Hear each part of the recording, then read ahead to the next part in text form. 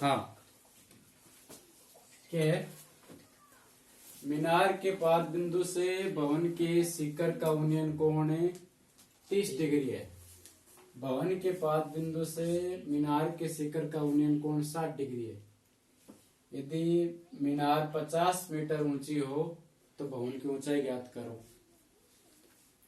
तो सबसे पहले हम ये देखेंगे इसमें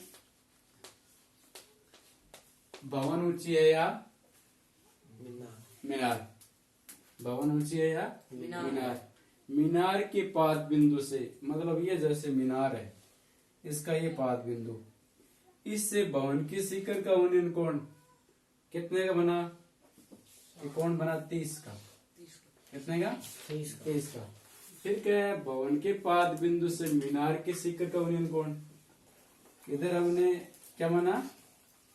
मीनार के पाद बिंदु से ये मीनार और ये भवन, मीनार का पाद बिंदु ये, भवन के शिखर का उन्नयन कोण कितना बना दिया? 30। फिर भवन के पाद बिंदु से, ये भवन का पाद बिंदु, यहां से कोण बनाएंगे कितने डिग्री का? 60। तो यहाँ तो 60 होगा नहीं भाई, ऊपर ज्यादा खुलेगा ना ये, तभी तो 60 होगा। तो ज्यादा खुलेगा तो ये मीनार क्या होगी? ऊपर जाएगी, ये ऊंची रहेगी।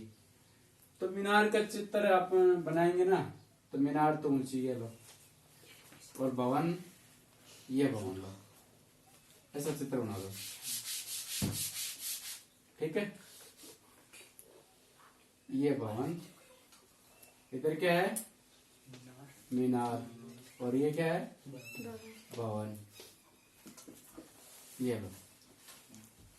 फिर कह रहा है मीनार के पाद बिंदु से भवन के शिखर का उन्नयन कोण, ये लो, कितना डिग्री? 30। फिर भवन के पाद बिंदु से मीनार के शिखर का उन्नयन कोण कितना डिग्री? कितना डिग्री? 60 डिग्री। ये लो 60, उन्नयन कोण 60 डिग्री। यदि मीनार 50 मीटर ऊंची है, मीनार की ऊंचाई दे रखी है 50 मीटर, तो भवन की ऊंचाई ज्ञात करो। ये सवाल है। माना भवन की ऊंचाई मान लेते हैं, जो पूछा वो मान लो। इनका नामांकन दे दो पहले तो, ए बी सी डी। भवन सी डी है ना। माना भवन की ऊंचाई, माना भवन की ऊंचाई कितनी है? h metre. और आपको बताया गया भवन और मीनार, केबल टावर, ये सब 90 डिग्री पर होते हैं। तो एक त्रिभुज बन गया। ये नाम क्या है? त्रिभुज एबीडी में लगा दो, वही लगा ना 10, ऊंचाई याद करनी है। तो इसमें आधार बिनिष्ट है, पिछला सवाल किया था ना वैसे ही। तो त्रिभुज एबीडी में 10 60 डिग्री, 60 ही नहीं है, बराबर लंब बटा आधार। लंब कौन है? ए बी, आधार कौन है? B D. 10 60 का मान √3। ए बी दे रखा है कितना? 50। बी डी याद तो ये नहीं करना है, वो बेनिष्ठ आधार है ये दोनों में। तो बी डी बराबर कितना आ गया? बी डी इधर नीचे जाएगा तो 50 बट्टा √3। समीकरण नंबर 1। अब दूसरे समीकरण लो। त्रिभुज एबीसी में, त्रिभुज एबीसी नहीं, बीडीसी में, त्रिभुज बीडीसी में, त्रिभुज बीडीसी में, ये डी कोण 90 डिग्री का है। तो लंब बट्टा आधार 10 में होता है। 10 कितने का? 30। लंब बट्टा आधार, लंब कौन है? सी डी, आधार कौन है? B D. 10 60 का मान कितना? 1 बट्टा √3। सिड्डी तो ये h मानी है भवन की ऊंचाई, भवन की ऊंचाई h। और बीडी यहाँ आया था कितना? 50 बट्टा √3। लिख सकते हैं, यहाँ लिखो तो एक बार, लेकिन पहले बीडी रख लो एक बार। फिर क्रॉस मल्टीप्लाई करो तो बी डी बराबर है कितना, एच रूट है 3। समीकरण नंबर 2। अब चलेंगे कौन से प्रश्नावली, तीसरे में। समीकरण 1 और 2 से बीडी का मान से 1 में रख दो, से बीडी का मान 2 में रख दो, 2 से तो 1 में रख दो और 1 से 2 में, तो सीधे लिख दो समीकरण 1 और 2 से। समीकरण 1 व 2 से, दोनों तरफ बीडी बीडी है दोनों में, 2 से तो क्या होगा, बीडी बराबर ये है तो बीडी बराबर ये है, तो ये दोनों क्या हो जाएगा, बराबर हो जाएगा। 2 से क्या लिखेंगे बताओ देखो, 50/√3 बराबर एच रूट 3। अब इसमें ऐसा लिख दो जो कोई दिक्कत नहीं है, समीकरण 1 से बीडी का मान समीकरण 2 में प्रतिस्थापित करने पर तो भी एक ही बात है, या डायरेक्ट लिख दो समीकरण 1 और 2 से, तो 50√3 बराबर एच रूट 3, 50/√3 बराबर एच रूट 3। इनको क्या करेंगे, वज्र गुना, तो ये तो गुना पहले इनको गुना करेंगे ना, तो √3 गुना हो गया 3, तो 3h बराबर 50, h बराबर 50/3। 50 में 3 का भाग देंगे तो क्या आएगा, कितना आएगा, 16×3 = 48। ये निकालने की जरूरत ज्यादा है नहीं आगे, तो दे दो 2, तो 3 एकम 3 बच गया 2, 36 18 36 18 36 18 36 18, तो लगभग कितना आएगा बताओ भाई, 16.67 मीटर। अब क्या उत्तर पूछा था इसमें, क्या पूछा था, अतः भवन की ऊंचाई,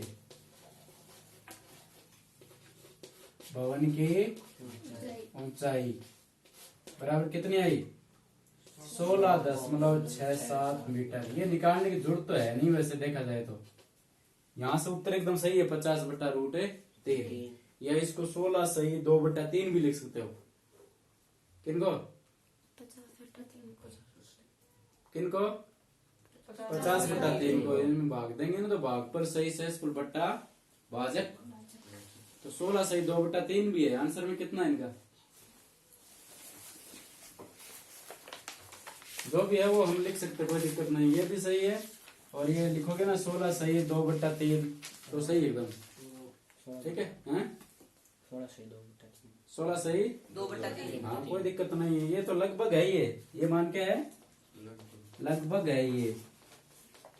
और यहाँ हम क्या करते हैं, इनमें भाग देते हैं ना, 50 में देखो इधर 3 का 3 एकम 3 बच गया 2, 36 18, कितनी बार गया 6 बार, तो कितना है बताओ, भाग पर सही शेषफल बट्टा भाजक, तो 16 सही 2/3 मीटर। ये लिख दो चाहिए लिख दो, एक ही बात है।